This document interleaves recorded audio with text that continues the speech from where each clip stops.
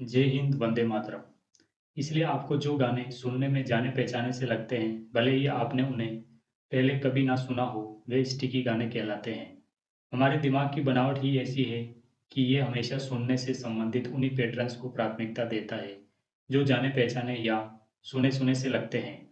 जैसे जब salient Dion का कोई गाना रिलीज़ होता है, तो वे ना सिर्फ़ उनके पिछले गानों जैसा लगता है, बल्कि उन गानों जैसा भी लगता है, जो अक्सर रेडियो पर बजते रहते हैं। हमारा मस्तिष्क अवचेतन रूप से इनके बीच समानता ढूंढना चाहता है और इस तरह गाना स्टिकी बन जाता है। आप भले ही कभी सेलिन डियोन का कोई कार्यक्रम देखने ना जाए, पर आप रेडियो पर उनके गाने सुन लेंगे, क्योंकि जब आप अपनी गाड़ी में ऑफिस जाते समय रेडियो चलाते हैं, तो दरअसल आप वैसे ही गानों की उम्मीद कर रहे होते हैं। इन गानों की ध्वनियाँ ऐसी होती है जिन्हें सुनने की हैबिट्स आपके अंदर पहले से ही होती है। इस अंतर्दृष्टि से ये समझने में मदद मिली कि ये या जैसा गाना रेडियो पर नाकाम क्यों रहा, जबकि हिट सॉन्ग साइंस और म्यूजिक कंपनी के अधिकारियों को पूरा यकीन था कि ये गाना बहुत बड़ा हिट होगा। दरअसल समस्या ये नहीं थी कि हे या एक बुरा गाना था, समस्या तो यह थी कि हे या श्रोताओं को जाना-पहचाना गाना नहीं लगा। रेडियो के श्रोता कोई भी नया गाना आने पर उसे सुनने का चेतन निर्णय नहीं लेना चाहते थे। उनका मस्तिष्क तो बस हैबिट्स के अनुरूप निर्णय लेना चाहता था। हमें कोई गाना पसंद आएगा या नहीं, ये आमतौर पर हमारा चुनाव नहीं होता, क्योंकि ऐसा करने के लिए हमें बहुत मानसिक प्रयास करना होगा। इसके बजाय हम बस इशारों, फला गाना सुनने में मेरे पसंदीदा गानों जैसा ही लगता है और इनाम, इसे सुनते हुए साथ-साथ गुनगुनाने में मज़ा आता है, पर रिएक्शन देते हैं और बिना सोचे-समझे या बिना कोई प्रयास किए हम या तो खुद वह गाना गुनगुनाने लगते हैं या फिर चैनल बदलकर कोई और रेडियो स्टेशन लगा लेते हैं। इस तरह से देखा जाए तो एरिस्टा म्यूजिक कंपनी और रेडियो के विभिन्न डीजे को लगभग वैसी ही समस्याओं का सामना करना पड़ रहा था, जिनसे टारगेट कॉर्पोरेशन में काम करने वाला एंड्रयू पॉल जूझ रहा था। श्रोता जिस गाने को नापसंद करते हैं, उसे भी खुशी-खुशी सुन लेते हैं। बस शर्त यह है कि वह गाना उन्हें सुना-सुना सा लगना चाहिए। गर्भवती औरतें डाक से मिले कूपनों को तब तक खुशी-खुशी इस्तेमाल करती रहती है, जब तक उनके सामने ये स्पष्ट नहीं हो जाता कि कूपनों के बहाने टारगेट कॉर्पोरेशन उनके गर्भ की जासूसी कर रहा है, जो उनके लिए न सिर्फ एक अनजान हरकत है, बल्कि डरावनी भी है। दरअसल किसी कस्टमर को ऐसा कोई भी कूपन मिले, जिससे साफ हो जाए कि टारगेट कॉर्पोरेशन उस कस्टमर के गर्भधारण के बारे में जानता है, ये ग्राहक की उम्मीद के विपरीत होगा। ये कुछ-कुछ ऐसा है मानो किसी 42 वर्षीय इन्वेस्टमेंट बैंकर से सेलिन डियोन का गाना गुनगुनाने को कहा जा रहा हो। ये ख़्याल ही गलत है। तो फिर डीजे अपने श्रोताओं को हे या जैसा गाना सुनने के लिए कैसे मनाते हैं? या टारगेट कॉर्पोरेशन महिला कस्टमर को डराए बिना उन्हें डायपर कूपन का इस्तेमाल करने के लिए कैसे मनाता है? इसका जवाब है किसी नई चीज़ को पुराने अवतार में पेश करके और अनजान चीज़ को जानी-पहचानी चीज़ बनाकर। 1940 के दशक के शुरुआती दौर में अमेरिकी सरकार ने देश की घरेलू मांस आपूर्ति का ज़्यादातर हिस्सा यूरोप और पैसिफिक थिएटर में भेजना शुरू किया था, ताकि सेकेंड वर्ल्ड वॉर में लड़ रहे उनके सैनिकों को खाने-पीने की कमी न पड़े। इसके चलते देश में स्टेक और पोर्क चॉप जैसी मांस से बनने वाली चीज़ों की कमी पड़ने लगी। सन 1941 के आखिर में जब अमेरिका विश्व युद्ध में शामिल हुआ, तब तक न्यूयॉर्क के रेस्तरां हैमबर्ग बनाने के लिए घोड़े के मांस का उपयोग करने लगे थे और पोल्ट्री, मुर्गी पालन का काला बाजार शुरू हो गया था। सरकारी अधिकारियों को चिंता सताने लगी थी कि अगर विश्व युद्ध जल्द ही समाप्त नहीं हुआ, तो देशवासियों को प्रोटीन की कमी पड़ जाएगी, जो उनके स्वास्थ्य के साथ खिलवाड़ करने जैसा होगा। इस स्थिति को देखते हुए देश के राष्ट्रपति हर्बर्ट हूवर ने सन 1943 में देशवासियों के नाम एक पर्चा जारी किया, जिसमें उन्होंने लिखा विश्व युद्ध जितने लंबे समय तक चलेगा, ये समस्या उतनी ही विकराल होती जाएगी। देश की खेतों में पशुओं की देखभाल के लिए लोगों की कमी पड़ने लगी है और ऊपर से हमें ब्रिटिश और रशियन लोगों को लगातार आपूर्ति भी करनी पड़ती है। इस युद्ध में मांस और वसा भी उतने ही महत्वपूर्ण हो गए हैं जितना कि लड़ाकू टैंक और हवाई जहाज। अमेरिका की रक्षा विभाग ने अपने इस चिंता का निवारण करने के लिए देश के टॉप समाजशास्त्रियों, मनोवैज्ञानिकों और मानव विज्ञानियों को इनवाइट किया। इसमें मार्गरेट मेट, कर्ट लेविन जैसे विशेषज्ञ भी शामिल थे, जो बाद में इतने मशहूर हुए कि उन्हें अकादमिक क्षेत्र की सेलिब्रिटी के तौर पर देखा जाने लगा। रक्षा विभाग ने इन सभी विशेषज्ञों को ये पता लगाने की जिम्मेदारी सौंपी कि अमेरिकी जनता को ऑर्गन मीट, जानवर के मस्तिष्क, लीवर और जीभ जैसे अंगों का मांस खाने के लिए कैसे मनाया जाए। ऐसा क्या किया जाए कि अमेरिकी गृहिणियाँ अपने पति और बच्चों की प्लेट में प्रोटीन से भरपूर मस्तिष्क, लीवर, जीभ और किडनी परोसने को राजी हो जाए। क्योंकि ज़्यादातर मांस विदेशों में भेजने के बाद देश में मांस के रूप में बस यही चीज़ें बचती थी। उस दौर में अमेरिका में ऑर्गन मीट खाने का चलन नहीं था। 1940 के दशक में एक औसत अमेरिकी महिला अपनी खाने की टेबल पर जानवरों की जीभ या किडनी परोसने के बजाय भूखी रहना पसंद करती थी। इसलिए देश के लोगों की खान-पान संबंधित हैबिट्स को बदलने के लिए एक कमेटी बनाई गई। इस कमेटी में नियुक्त किए गए वैज्ञानिक जब सन 1941 में पहली बार एक दूसरे से मिले, तो उन्होंने अपने सामने उन सांस्कृतिक बाधाओं को पहचानने का लक्ष्य रखा जो अमेरिकी लोगों को ऑर्गन मीट खाने के प्रति हतोत्साहित करती थी। अंततः इस विषय पर करीब 200 स्टडी लेटर प्रकाशित हुए और उन सभी का निष्कर्ष यही था कि लोगों का खान-पान बदलने के लिए ऑर्गन मीट जैसी अनजानी चीज को एक जानी-पहचानी चीज बनाना होगा, जिसके लिए इसे हर रोज इस्तेमाल की जा सकने वाली चीज के तौर पर पेश करना होगा। वैज्ञानिकों ने निष्कर्ष निकाला कि अगर अमेरिकी जनता को लीवर और किडनी खाने के लिए मनाना है, तो सबसे पहले ये पता लगाना होगा कि एक एवरेज अमेरिकी व्यक्ति अपने डिनर में जिस तरह के खाने की उम्मीद करता है, लीवर और किडनी से बने खाने को स्वाद, गंध और दिखने में उसके जैसा कैसे बनाया जाए। एग्जाम्पल के लिए सैनिकों को खाना खिलाने के प्रभारी कार्टर मास्टर कोर्प्स के सबसिस्टेंस डिवीजन ने सन 1943 में सैनिकों को खाने में ताजा गोभी परोसना शुरू किया, पर सैनिकों ने इसे तुरंत अस्वीकार कर दिया। इसलिए खाना पकाने वालों ने गोभी के छोटे-छोटे टुकड़े काटकर और फिर उन्हें उबालकर दिखने में बाकी सब्जियों जैसा बना दिया। इसके बाद किसी भी सैनिक ने गोभी खाने से इनकार नहीं किया।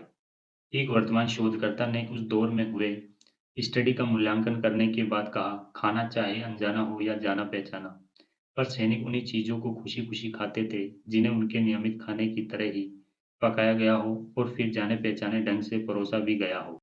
खान-पान से रिलेटेड हैबिट्स को बदलने के लिए बनाई गई कमेटी का कंक्लूजन था कि अमेरिकी जनता की खाने की हैबिट्स बदलने का एक ही रहस्य है कि खाना जाना-पहचाना हो। जल्द ही अमेरिकी हाउसवाइफ को गवर्नमेंट द्वारा लेटर भेजे जाने लगे, जिनमें कहा जाता था कि आपके हस्बैंड को किडनी से बनी पाई और स्टीक ज़रूर पसंद आएँगे। कसाईखानों में मांस खरीदने आने वाले कस्टमर को नई-नई रेसिपी दी जाने लगी, ताकि वे सीख सकें कि लीवर को कैसे पकाना है। सेकेंड वर्ल्ड वॉर की समाप्ति के कुछ ही सालों बाद खान-पान से रिलेटेड हैबिट्स को बदलने के लिए बनी कमेटी को भंग कर दिया गया। अब तक ऑर्गन मीट अमेरिकी पॉपुलेशन के खाने का इम्पोर्टेड पार्ट बन चुका था। एक स्टडी के अनुसार वर्ल्ड वॉर के दौरान अमेरिका में ऑर्गन मीट के कंजम्पशन में करीब 33% की बढ़ोतरी हुई थी।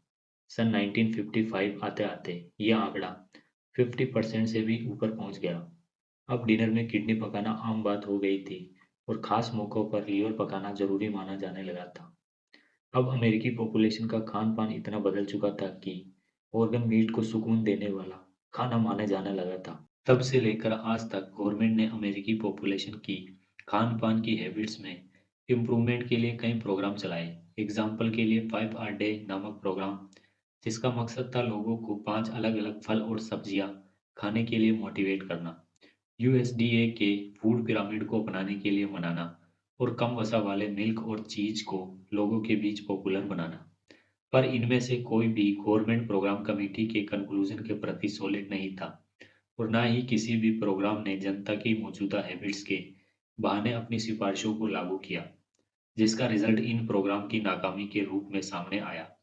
मगर अमेरिकी गवर्नमेंट का कोई प्रोग्राम अगर आज तक परमानेंट चेंज लाने में सफल रहा है, तो वह है 1940 का ऑर्गन मीट के सेवन को पुश करने वाला प्रोग्राम। हालांकि टारगेट कॉर्पोरेशन जैसी बड़ी कंपनियां और विभिन्न रेडियो स्टेशन इस मामले में अमेरिकी गवर्नमेंट से ज़्यादा बेटर निकले। विभिन्न डीजे को फील हो गया कि है या सॉन्ग को हिट बनाने के लिए उन्हें इसे ऐसा बनाना होगा कि ये श्रोताओं को जाना-पहचाना सॉन्ग लगे और इसके लिए विशेष एफर्ट की ज़रूरत थी। प्रॉब्लम ये थी कि हिट सॉन्ग साइंस जैसे कंप्यूटर प्रोग्राम लोगों की हैबिट्स का अनुमान लगाने के मामले में बहुत अच्छे थे, पर कभी-कभी ये प्रोग्राम ऐसी हैबिट्स का भी पता लगा लेते थे जो अभी तक लोगों के अंदर डेवलप्ड ही नहीं हुई थी। जब कंपनियां ऐसी हैबिट्स के सारे एडवर्टाइजिंग और सेल्स का प्रयास करती है जिन्हें हमने अभी तक अपनाया ही नहीं है, या जिन हैबिट्स को हम स्वयं के सामने एक्सेप्ट नहीं करते, जैसे बेवकूफाना ब्लेड म्यूजिक के प्रति हमारा गुप्त स्नेह, तो ये उन कंपनियों के लिए डेंजर साबित हो सकता है। जैसे अगर कोई किराने की दुकान ये दावा करे कि हमारे यहाँ मीठे सीरियल और आइसक्रीम का सबसे बड़ा स्टोरेज अवेलेबल है, तो बायर उससे दूर ही रहेंगे। इसी तरह अगर कोई कसाई 1940 के दौर की किसी अमेरिकी हाउसवाइफ से कहता है कि ये लीजिए आज डिनर में एनिमल की आंत पकाइएगा, तो वह महिला भले ही डिनर में टूना फिश का कैसरोल बनाकर काम चला लेती, पर एनिमल की आंत एक्सेप्ट नहीं करती। अगर कोई रेडियो स्टेशन ये दावा करे कि हम हर आधे घंटे में सेलिन डियोन का गाना बजाएंगे, तो कोई भी श्रोता अपने स्टेशन पर वह स्टेशन नहीं लगाएगा। इसलिए सुपरमार्केट वाले अब सेब और टमाटर जैसी स्वास्थ्यवर्धक चीजों के डिब्बे स्टोर के सामने वाले हिस्से में रखते हैं और साथ ही ये भी सुनिश्चित कर देते हैं कि इसके बाद आप स्टोर के उस हिस्से से जरूर गुजरें जहां एम एंड एम्स की रंगीन चॉकलेट और हेजेनडोज की आइसक्रीम रखी हो। 1940 के दौर का कसाई लीवर को नए जमाने का स्टिक कहकर सेल करता था और आजकल के डिफरेंट डीजे जाने पहचाने सॉन्ग्स के बीच में चुपचाप टाइटैनिक का थीम सॉन्ग बजा देते हैं। हे या को हिट कराने के लिए जरूरी था कि वे ऑडियंस की सुनने से जुड़ी परमानेंट हैबिट्स का पार्ट बने।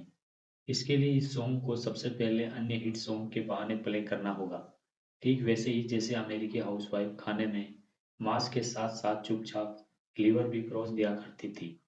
इसलिए फिलाडेल्फिया के WIOQ सहित देश के अन्य रेडियो स्टेशनों में विभिन्न डीजे ये सुनिश्चित करने लगे कि जब भी हे या सॉन्ग को प्ले किया जाए तो हमेशा की नहीं तो हिट सॉन्ग के बीच ही प्ले किया जाए। एक रेडियो परामर्शदाता टॉम वेबस्टर बताते हैं, आजकल जब रेडियो के लिए सॉन्ग की प्लेलिस्ट बनाई जाती है, तो उसे तैयार करने का सबसे मेन नियम यही होता है कि जो सॉन्ग पसंद नहीं किए जा रहे हैं, उन्हें किन्हीं दो हिट सॉन्ग के बीच प्ले किया जाए। हालांकि रेडियो स्टेशनों के डीजे ने हे या को किन्हीं ऐसे वैसे हिट सॉन्ग के बीच नहीं बजाया था, उन्होंने तो ऐसे हिट सॉन्ग के बीच में चलाया जो रिच मेयर के अकॉर्डिंग अनूठे ढंग से स्टिकी थे।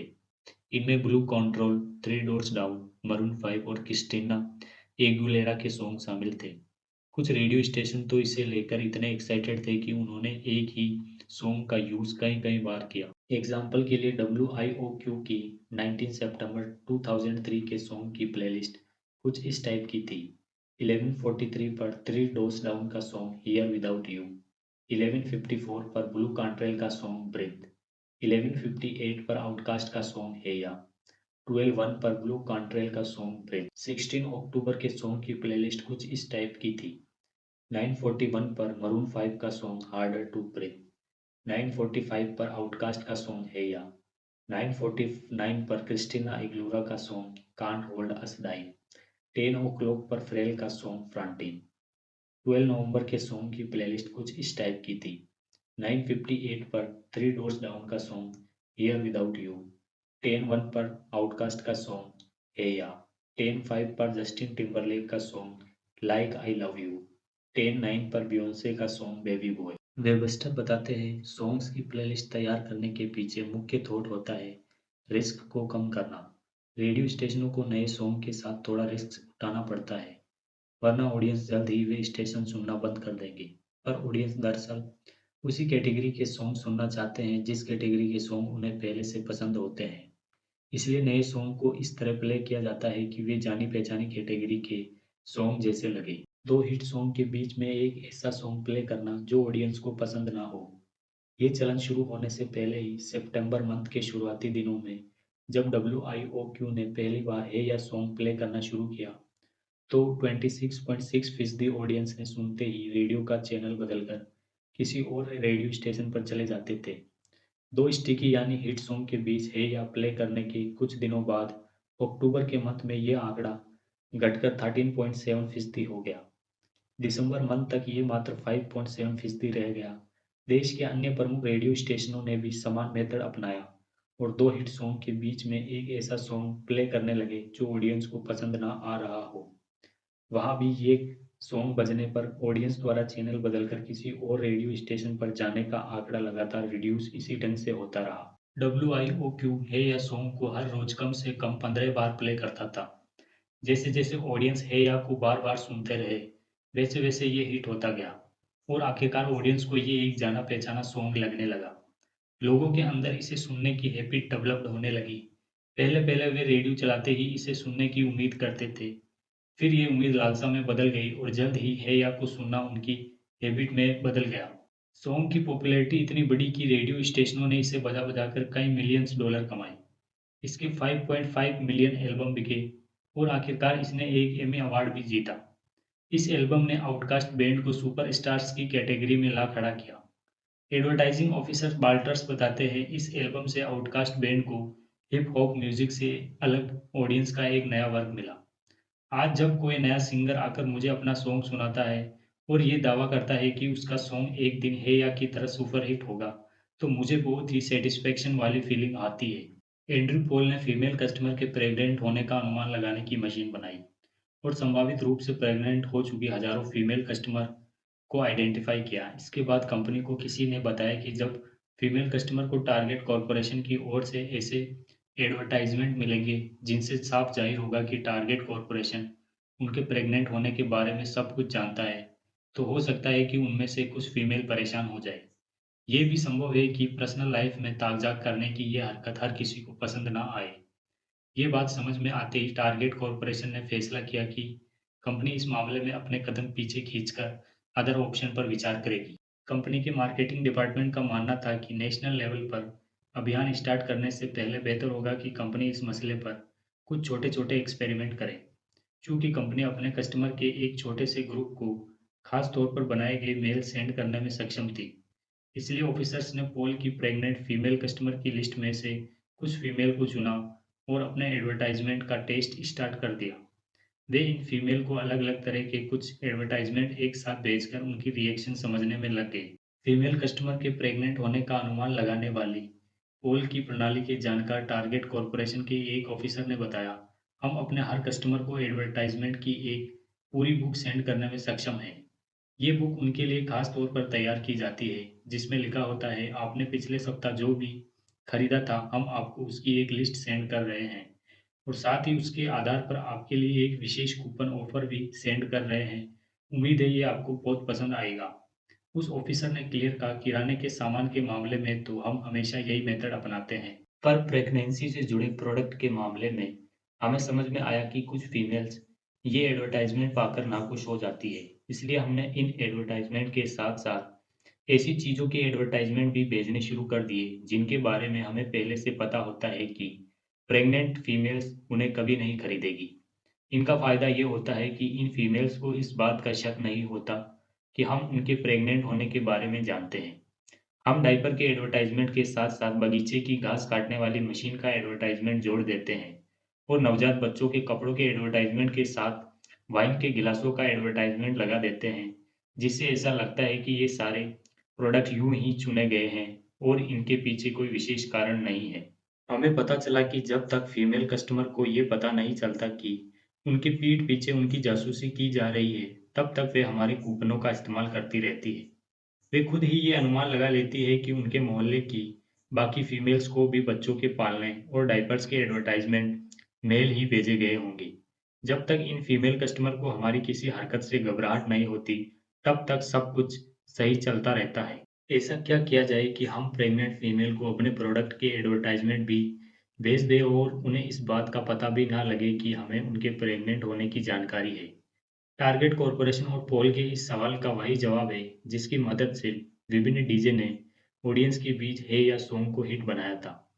जिस तरह वे दो हिट सॉन्ग के बीच हे या को प्ले कर रहे थे, उसी तरह टारगेट कॉर्पोरेशन भी डायपर और नवजात शिशुओं के प्रोडक्ट के एडवर्टाइजमेंट और कूपनों को अन्य एडवर्टाइजमेंट के बीच लगाकर अपनी फीमेल कस्टमर को भेज रहा था।